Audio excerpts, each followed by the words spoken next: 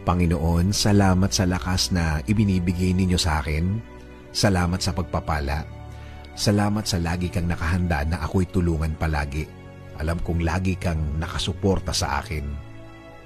Kahit ang nasa harapan ko ngayon, ang mga nangyayari ngayon, ang mga problemang nasa buhay ko ngayon ay hindi ko maintindihan.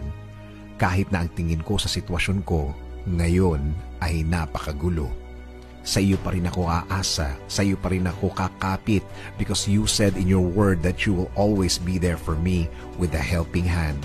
As a father to me, I thank you, Lord. Hindi ako manghihina sa mga bagay na to.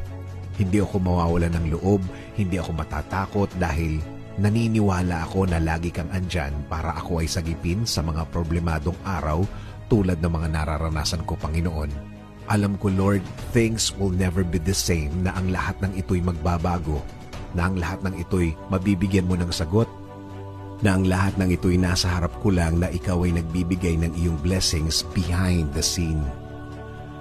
Dahil alam ko, Lord, na ako'y bahagi ng iyong plano para ako'y mapunta sa mabuti, plano para mas mapaganda ang kinalalagyan ko, plano para hindi ako masaktan, at plano na ikagaganda ng aking buhay, Panginoon. Sa iyo rin ako aasa, Panginoon, sa safety ng